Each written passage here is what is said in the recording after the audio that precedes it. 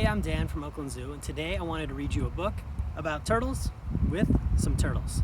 This book is called Yertle the Turtle.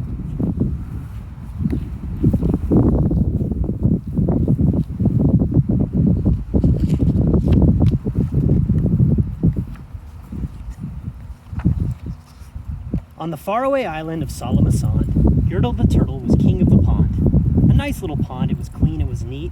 The water was warm, there was plenty to eat. The turtles had everything turtles might need, and they were all quite happy indeed. They were, until Yertle, the king of them all, decided the kingdom he ruled was too small. "I'm ruler," said Yertle, "of all that I see, but I don't see enough. That's the trouble with me. With this stone for a throne, I look down on my pond, but I cannot look down on the places beyond. This throne that I sit on is too low down. It ought to be higher," he said with a frown. "If I could sit high, how much greater I'd be. What a king, I'd be ruler of all that I see." So Yertle the Turtle King lifted his hand, and Yertle the Turtle King gave a command. He ordered 9 turtles to swim to his stone, and using these turtles, he built a new throne.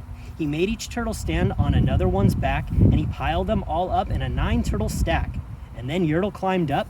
He sat down on the pile. What a wonderful view! He could see most a mile.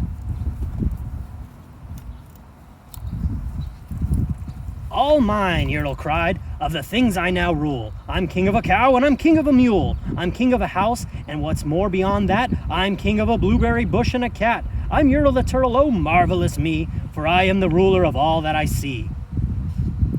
And all through that morning he sat there up high, saying over and over, "A great king am I," until long about noon.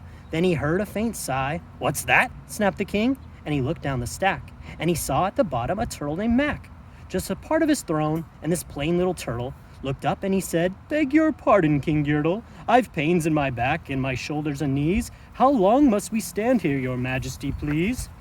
"Silence!" the king of the turtles barked back. "I'm king and you're only a turtle named Mac. You stay in your place while I sit here and rule. I'm king of a cow and I'm king of a mule. I'm king of a house and a bush and a cat, and that isn't all.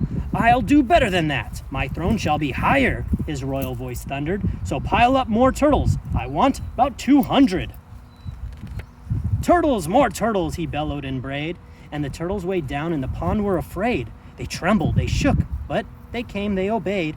From all over the pond they came swimming by dozens, whole families of turtles with uncles and cousins, and all of them stepped on the head of poor Mac. One after another they climbed up the stack.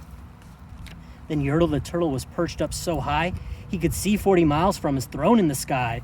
"Hooray!" shouted Yertle. "I'm king of the trees, I'm king of the birds, and I'm king of the bees. I'm king of the butterflies, king of the air. Ah me, what a throne, what a wonderful chair. I'm Yertle the Turtle, oh marvelous me, for I am the ruler of all that I see."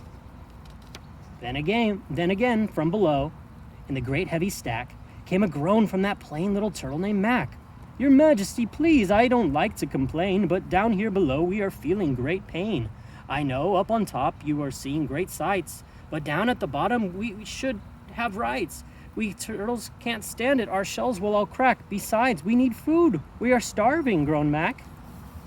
"You hush up your mouth," howled the mighty King Yertle. "You have no right to talk to the world's highest turtle. I rule from the clouds, over land, over sea. There's nothing, no nothing that's higher than me." But while he was shouting, he saw with surprise that the moon of the evening was starting to rise up over his head in the darkening skies. "What's that?" snorted Yertle. "Say, what is that thing that dares to be higher than Yertle the king? I shall not allow it. I'll go higher still. I'll build my throne higher. I can and I will. I'll call some more turtles. I'll stack them to heaven. I need about 5,607. But as Yertle the Turtle King lifted his hand and started to order and give the command, the plain little turtle below in the stack, that plain little turtle whose name was just Mac, decided he'd taken enough, and he had. And that plain little lad got a little bit mad. And that plain little Mac did a plain little thing. He burped, and his burp shook the throne of the king. And Yertle the Turtle, the king of the trees, the king of the air and the birds and the bees, the king of a house, a cow, and a mule, well, that was the end of the Turtle King's rule. For Yertle, the king of Solomon, fell off his high throne and fell plunk in the pond. And today, the great Yertle, that marvelous he, is king of the mud. That is all he can see. And the turtles, of course, all the turtles are free, as turtles and maybe all creatures should be. The end.